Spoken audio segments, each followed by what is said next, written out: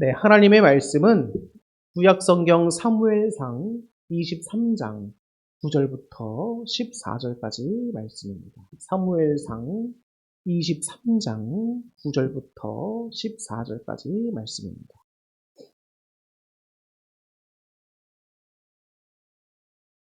자, 제가 봉독해 올리겠습니다. 다윗은 사울이 자기를 해하려 하는 음모를 알고 제사장 아비아들에게 이르되 에봇을 이르러 가져오라 하고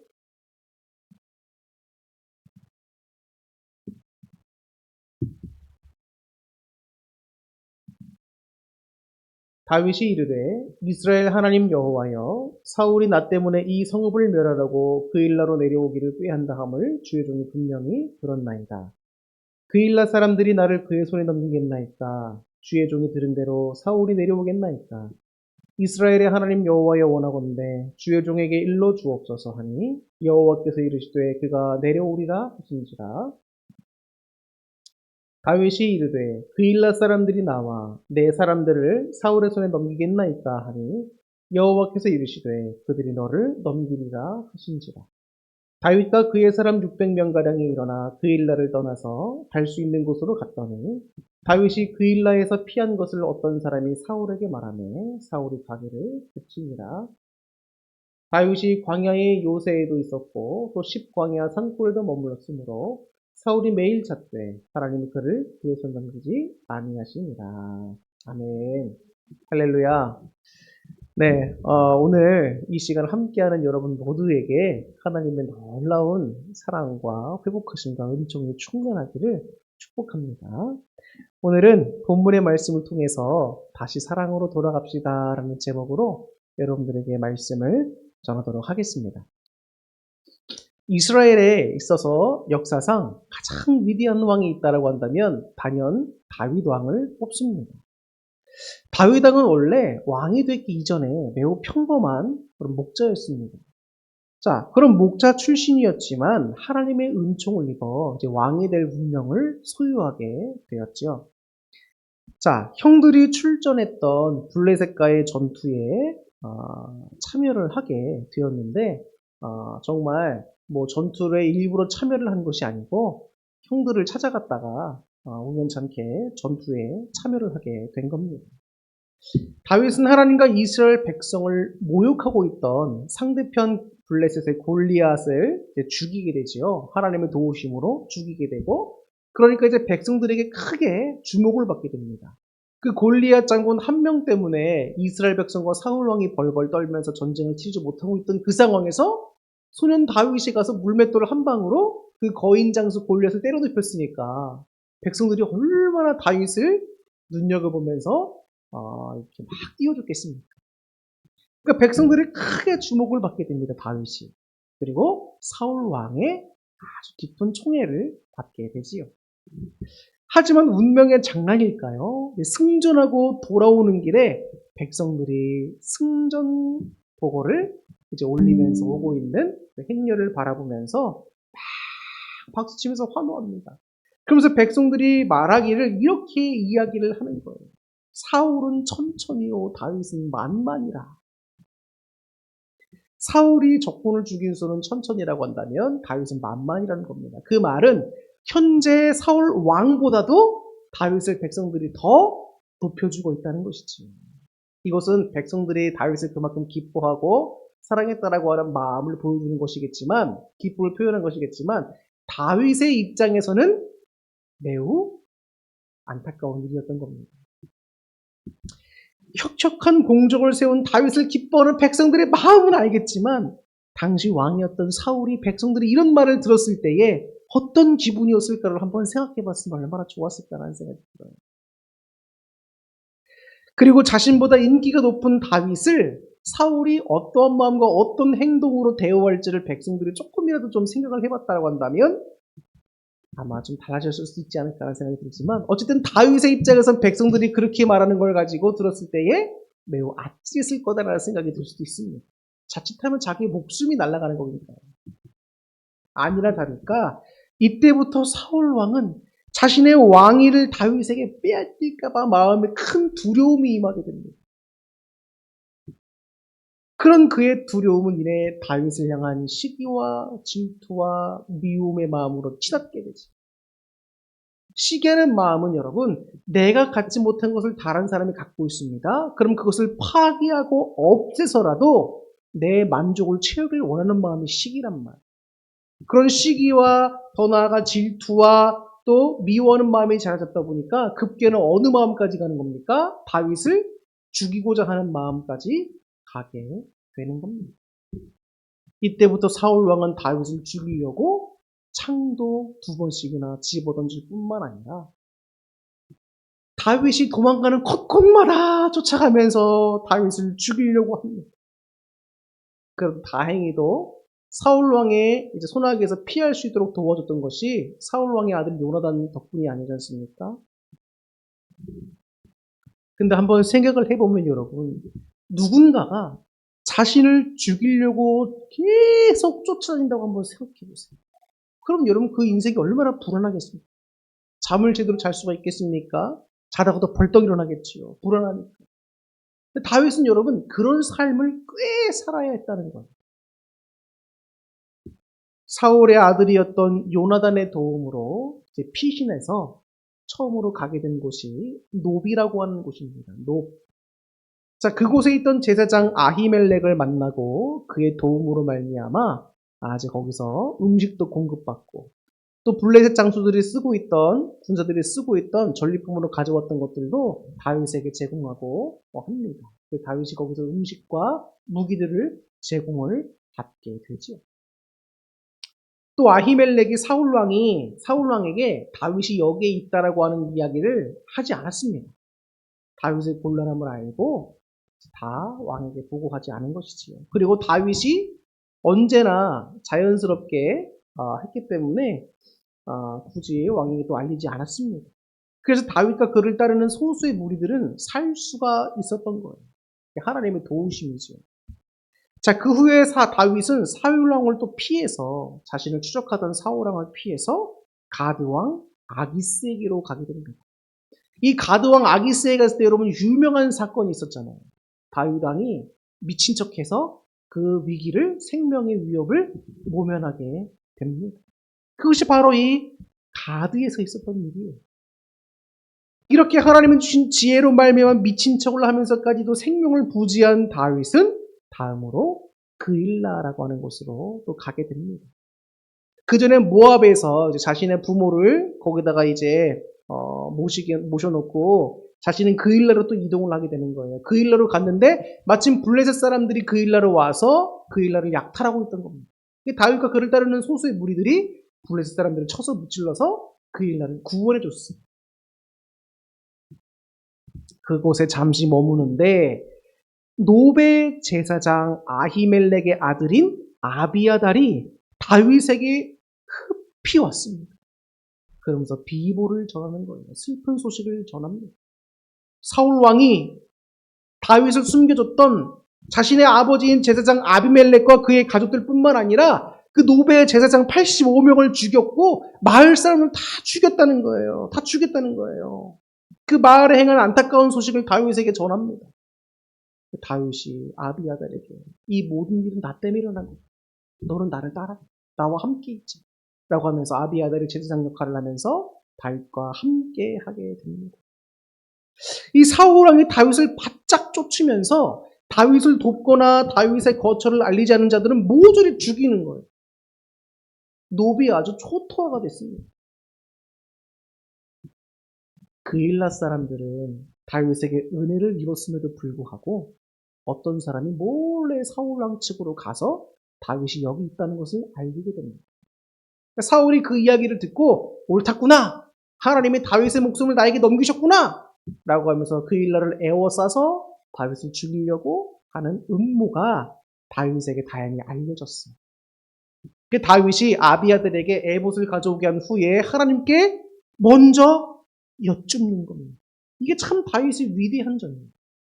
하나님께 먼저 뜻을 구하는 겁니다. 하나님, 상황이 이렇습니다. 이런 상황에서 제가 어찌해야 합니까? 하나님께 여쭈는 거. 어떻게 보면 너무나 당연한 거죠. 신앙인에게 있어서는 어떤 일을 하기에 앞서 하나님께 여쭈는 거. 근데 많은 신앙인들이 사실 하나님께 여쭙지 않는 경우도 많이 있습니다.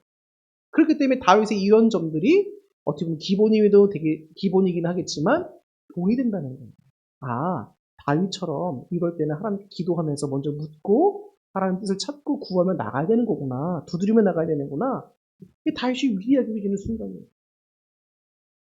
다윗은 그 순간 하나님께 자신이 이런 상황에서 어찌든지 여쭙니다. 그때 하나님께서 응답 주시기를 그 일라 사람들이 너를 배신할 거다. 너와 너의 따르는 사람들을 사울에게 내어줄 것이다. 라고 하나님께서 응답하셨어요. 그래서 그 응답을 듣고 다윗은 자신의 따르는 사람들과 함께 이제 광야에 있던 요새라든지 혹은 십광야의 산골이라든지 도망 다닐 수 있는 곳은 다 다니면서 사울을 피해 다니기 시작합니다. 머리둘 곳 없이 예수님처럼 정처 없이 떠도는 삶, 피하는 삶을, 도망자의 삶을 살았어야 됐어요. 앞으로도 여러분, 다윗은 사울을 피해서 한동안 피해 다니는 삶을 살게 됩니다.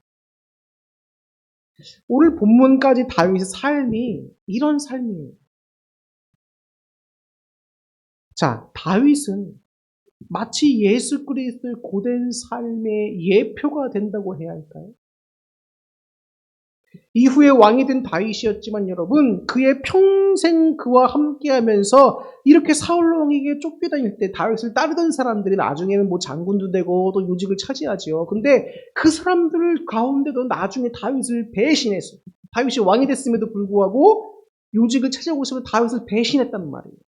배신하여서 다윗의 목숨을 노릴 뿐만 아니라 많은 원수들이 다윗을 해하려고 했고 심지어 그의 아들도 아버지인 다윗의 목숨을 노렸었습니다.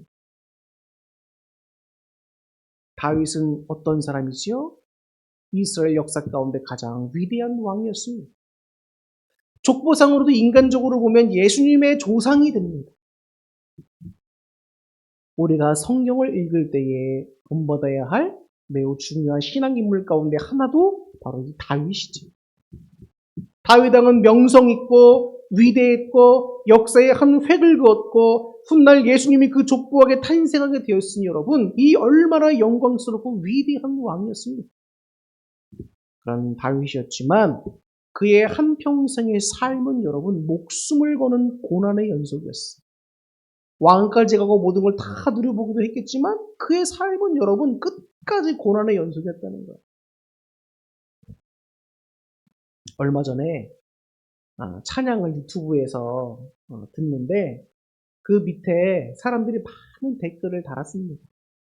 여러 찬양을 다 합쳐놓은 그런 찬양이었어요. 1시간이 넘는 그런 찬양이었는데 고통과 고난 중에 있는 이들에게 들려주고 싶은 찬양이라고 하는 주제였던 거였던 것 같아요. 그래서 그 밑에 댓글이 참 많이 달렸습니다. 그래서 관심 있게 댓글들을 보고 있는데 하나같이 자신들의 어려움을 나누고 있었던 거예요. 저는 이런 어려움 가운데 있습니다. 신앙인들이죠. 다 신앙인들이죠. 성도들이죠. 이런 어려움이 있고 저런 어려움이 있습니다. 막 달아놓은 거예요. 어떤 사람은 회사에서 왕따를 당하고 있지만 신앙으로 이겨내고 있다. 이런 글도 있고 어떤 이는 죄에 대한 무게 때문에 힘들어하는데 하나님께 기도드려도 자신이 변화되지 않습니다. 신앙의 회의가 됩니다. 라고 어려움을 토로하는 사람도 있고 또 어떤 이는 육신의 연약함으로 병이 있는데 그 때문에 너무 괴로워서 이 찬양을 듣고 있는데 힘이 납니다. 라고 하는 사람도 있습니다. 여러 가지 상황을 다 고백하면서 서로가 힘들다. 하지만 그 가운데서 은혜를 입고 있다. 어떤 사람도 회의가 된다. 여러 가지 반응이 나와요. 그런 이야기들 쭉 제가 댓글을 봤습니다. 우리가 사는 삶에는 왜 이렇게 많은 아픔과 고통들이 있는 건지 정말 알다가도 모르겠다라고 하는 표현이 맞는 것 같습니다. 우리는 이미 고통에 대한 설교를 많이 들었잖아요. 그죠? 제가 이런 데 참 많이 설교를 했습니다. 많은 지식도 있고 신앙의 깨달음도 있어요. 그래서 삶의 아픔과 고통들을 우리는 이해하고 있는 것 같다가도 막상 우리에게 그런 고통이 닥치고 보면 도무지 모르겠다라고 하는 마음이 듭니다.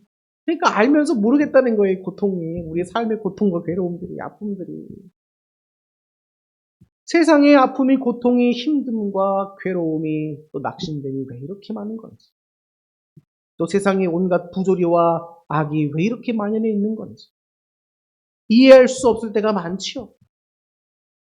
또 침묵하시는 것 같은 주님을 우리가 어떻게 이해해야 하는지 이해하기 어려울 때도 있고, 또 때로는 우리를 혼내시는 것 같기도 하고, 용서하시기도 하고, 다독여 주시기도 하는 주님은 대체 어떤 분일까? 나는 아직도 하나님을 잘 모르겠다라고 하시는 분이 있을 수도 있을지도 몰라요. 여러 복잡한 생각이 들게 하는 것이 우리 인생의 고통과 아픔과 괴로움들이라는 거예요. 이렇게 드는 이런저런 생각들이 주님을 향한 확신이 되도록 작용한다면 순기능이겠지만, 반대로 신앙의 걸림돌이 돼서 자신을 넘어지게 만든다면 그만큼 여러분 안타까운 일이 어디 있겠습니까? 성경에는 이런 우리에게 하나님을 오해하지 않도록, 또 나에게 주어진 이 상황들을 잘 볼 수 있도록 좋은 말씀을 잘 명시해 주고 있습니다. 또 우리의 지친 육신과 신앙에 힘을 내도록 아주 중요한 말씀이 적혀 있어요. 그것은 바로 주님께서 우리를 사랑하신다는 거예요. 너무 유명한 말씀입니다. 로마서 8장 38절부터 39절에 있는 말씀입니다. 내가 확신하노니 사망이나 생명이나 천사들이나 권세자들이나 현재일이나 장래일이나 능력이나 높음이나 깊음이나 다른 어떤 피조물이라도 우리를 우리 주 그리스도 예수 안에 있는 하나님의 사랑에서 끊을 수 없으리라. 아멘. 우리를 향하신 하나님의 사랑의 힘은 여러분 지극히 위대합니다. 그렇기 때문에 그 사랑이 지금도 여러분 우리를 움직이고 있는 거예요. 아무리 지치고 힘들고 괴로워도 여러분 나를 향한 주님의 사랑이 느껴진다면 우리는 언제든 다시 일어나서 달려갈 수가 있습니다. 이것은 분명한 거예요.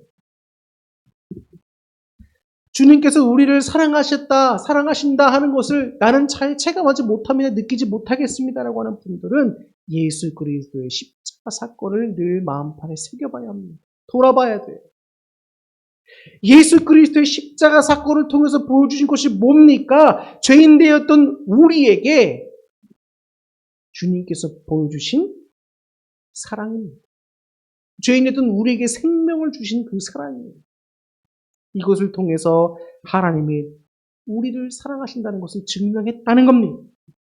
그 사랑이 저와 여러분을 변화시켰고 또 다듬어 가시며 우리를 생명으로 인도해 주신다는 거예요.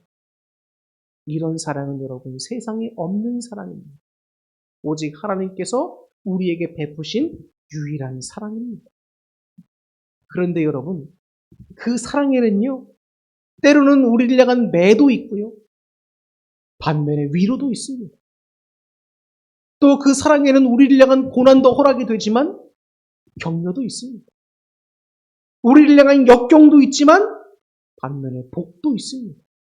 주님의 우리를 향하신 그 사랑의 그 모든 것이 다 들어가 있는 거예요.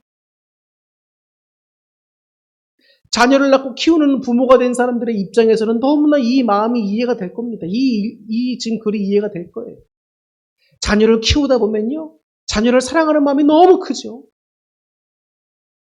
근데 그 사랑하는 자녀를 위해서는 여러분, 때로는 아이들을 혼내기도 해야 돼요.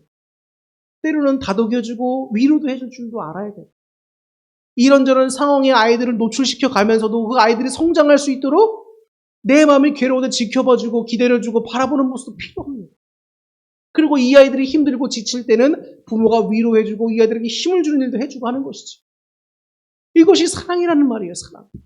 그 사랑이라는 말에는 여러분 단순히 평안만 있고 좋은 것만 있는 것이 아니라 그 모든 것을 다 아우러지는 포괄적인 모습들이 다 담겨 있다는 거예요. 하나님 나에게 왜 이런 환경을 주십니까? 나를 왜 이렇게 힘들게 하십니까? 왜 침묵하시는 것 같습니까? 왜 나에게 여러분 하나님께서 역정을 내신 것 같습니까? 라고 할 수도 있지만 반면에는 주님의 위로와 격려와 함께하심과 도우심과 복이 있다는 사실을 우리는 깨달아야 한다는 거예요. 이런 우리 삶에 주어진 모든 상황과 환경이 주님께서 허락하시고 우리에게 베푸신 사랑이라는 것을 깨닫는다면, 그리고 우리 입에서 마음에서 감사가 나온다면 하나님이 우리를 얼마나 기뻐하실까요? 힘들 때는 여러분 주님께 힘들다고 고백 드리는 겁니다. 그리고 주님의 도우심을 힘입어서 자신을 말씀에 비추어 변화시킬 수 있는 힘을 달라고 여러분들 기도하는 거예요. 그리고 자신의 모습을 보면서 변화시켜 나가는 겁니다. 다른 이들을 보기보다는 자신을 돌아볼 줄 알고, 어제 죽어간 이가 그토록 살고 싶어 했던 오늘을 사는 나를 보며 감사할 줄 알고, 매 순간에 최선을 다하며 어떻게 사는 것이 하나님의 기쁨이 되고 그리스도인답게 사는 것일까 고민하는 삶이라고 한다면, 그 사람이야말로 정말 다윗처럼 하나님께서 기쁘게 여기시는 사람이 아니겠습니까? 오늘도 주님께서 우리를 향하신 그 놀라우신 사랑이 있기 때문에 오늘도 저는 힘을 내서 하나님을 섬기며 따라갈 수 있습니다. 내게 주어진 상황과 환경들이 나를 힘들게 한다 할지라도 주님이 나를 사랑하시니 나는 주님의 길을 오늘도 달려갈 수 있습니다. 그렇기 때문에 믿음, 소망, 사랑 가운데 제일은 뭐다? 사랑이다라는 거예요. 사랑. 사랑은 위대한 힘이요 동력입니다. 하나님과 우리와의 관계를 뭐라고 표현할 수 있을까요? 바로 사랑의 관계입니다. 주님은 우리의 신랑, 우리는 주님의 영적 신부가 되는 것이지. 세계 기독교 고전 중에 로렌스 형제가 지은 하나님의 임재의 연습이라고 하는 책에 실린 글입니다. 그는 기본으로 되돌아가서 하나님을 사랑하는 것에 삶의 초점을 두기로 결심하였다. 그것이 그의 삶에서 중대한 변화를 일으켰다. 그때부터 그는 일 속에서 기쁨을 발견하였다. 가장 천하고 환영받지 못하는 임무도 새로운 의미를 지니게 되었다. 그가 의식적으로 모든 일을 하나님 사랑으로 행하고자 결심했을 때 그의 삶이 바뀌었다. 여러분, 결국 모든 문제의 답은 주님과 우리와의 그 사랑에 있다는 거예요. 하나님이 우리를 향하신 그 사랑을 우리가 느끼고 굳게 붙잡고 나간다면 그 어떤 것도 이겨낼 수 있어요. 사랑만큼 여러분 파워풀한 게 있을까요? 인간이 가질 수 있는 감정 중에 그 놀랍고도 묘하면서도 표현할 수 없지만 가장 강력한 힘을 발휘하는 게 여러분 바로 사랑이라는 겁니다. 사랑. 남성은 사랑하는 여인을 위해 목숨을 내어줄 수 있고, 여인도 사랑하는 자기 남성을 위해 목숨을 내어줄 수 있는 것이 바로 사랑이라는 거예요. 그와 같이 우리 하나님께서 하나밖에 없는 예수님 그 외아들의 생명 또한 우리를 사랑하셔서 내어주셨다는 것입니다. 이것은 사랑입니다. 주님의 나를 향하신 그 사랑을 여러분 느낄 수만 있다고 한다면 우리는 달려갈 수 있고 우리의 삶을 변화시킬 수 있는 겁니다. 우리의 메마른 심령을 새롭게 할 것도, 우리의 아픈 마음을 어루만져 줄 것도, 우리의 연약한 육신과 고된 삶의 유일한 빛이 되어줄 것도 오직 우리를 향하신 주님의 사랑뿐입니다. 그 사랑이 확실하게 나의 마음에 와닿는 순간 이미 치유와 변화는 일어나기 시작합니다. 환경이 변하지 않아도 나의 내면이 변하면 그것은 해결된 겁니다. 제가 참 존경하는 목사님 가운데 노진준 목사님이 계십니다. 이분이 이제 미국에서 이제 한 목사님의 설교를 듣는데 그 목사님의 설교 가운데 그런 이야기가 나온 거예요. 하나님께 기도하면 모든 병이 낫는다는 겁니다. 근데 노진준 목사님은 다리가 불편하신 분이거든요. 장애가 있으신 분입니다. 설교를 다 끝나고 예배가 마친 다음에 이 노진준 목사님이 그 설교했던 목사님 찾아가서 물었습니다. 정말 하나님께 기도하면 다 낫습니까? 다 낫는다는 거예요. 정말입니까? 다 낫는다는 거예요. 자기는 한평생 이 장애가 있는 다리를 고침받게 주님께 기도했는데 내 다리는 낫지 않았습니다. 그 목사님이 그래서 그 설교 목사님 따지면서 묻는 거예요. 근데 어떻게 목사님이 그렇게 하나님께 기도하면 다 병이 낫는다고 말씀하십니까? 라고 이야기합니다. 바울도 이 이야기를 들어보면서 바울도 열악한 육신에 가시가 있었지만 그것도 고침받았다고 하니까 노진준 목사님이 이해가 안 되는 거예요. 바울이 어떻게 고침받았습니까? 하나님께서 거절하셨는데. 근데 그 설교했던 목사님이 노진준 목사님이 그러시는 겁니다. 내게 능력 주신 자 안에서 내가 모든 것을 할 수 있다. 나중에 바울의 고백을 봐라. 하나님께서 그의 육신의 가시를 고쳐주시지 않으셨어도 그의 마음을 바꾸셨다는 거예요. 고치셨다는 겁니다. 그때부터 바울의 병은 나았지. 이렇게 말씀하십니다. 근데 노진주 목사님이 마음에 머리에 큰 망치를 맞은 것처럼 큰 깨달음을 얻는 거예요. 그때부터 노진주 목사님이 고백합니다. 나의 병은 그때 그 순간 통하여 다 나았다. 다리에 장애는 그대로 있지요. 그러나 내게 능력 주시는데 내가 모든 것을 할 수 있다라고 하는 그 하나님의 사랑과 능력이 마음속에 전달이 되니까 더 이상 몸의 장애와 그 어떤 환경과 상황도 문제가 되지 않는 거예요. 그러면 그 병은 나은 겁니다. 여러분, 주님을 믿는데 자꾸 내 마음이 힘든 거, 상황도 변하지 않고 똑같다고 왜 하나님 응답 안 해주십니까? 라고 생각하지 마세요. 하나님은 우리의 마음을 만져주시고 변화시켜 가시듯이 우리가 기도하고 있는 그 대상의 마음도 만져주고 계시는 거예요. 한순간의 마법처럼 뿅 변하는 사건은 없습니다. 모든 것에 인내와 기도와 하나님의 역사심 삼박자가 이루어져야 되고 그 모든 가운데 인내가 필요한 거예요. 인내가.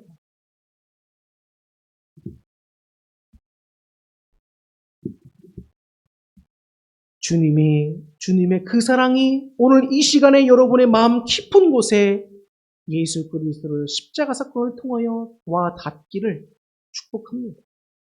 죄인된 우리를 위해 십자가에 달려 생명을 주심으로 우리에게 최고의 사랑을 보여주신 것을 여러분 굳게 붙잡으십시오. 마음이 흔들리지 말고 여러분 주님의 사랑을 의심하지 마십시오. 주님께 그 사랑이 깊이 있게 느껴지도록 우리의 삶에서 체험케 해달라고 여러분 깨닫게 해달라고 기도하시기 바랍니다. 이 설교를 듣는 여러분들은 참 복된 분들이에요. 주님의 그 사랑이 오늘 이 말씀을 통해 여러분들에게 전달되기를 주님께서 원하시기 때문입니다. 내가 너를 이토록 사랑하고 있다는 것을 주님의 그 사랑이 여러분에게 전달되기를 하나님은 원하세요. 우리를 향하신 주님의 사랑을 느끼시고 마음과 생각을 말씀 안에서 붙드시고 신앙 안에서 열심히 달려가시기 바랍니다. 주님 오실 날이 점점 가까워지고 있습니다. 여러분 힘을 내십시오. 주님이 우리를 오늘도 응원해주고 계십니다.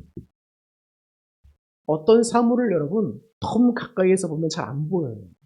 손바닥도 이렇게 보면 보이지만 가까이서 보면 이게 있는 건지 없는 건지 잘 모를 때가 있습니다. 그와 마찬가지예요. 주님 왜 안 계십니까? 라고 우리 생각할 수 있지만 주님이 가장 가까이 내 안에 계셔.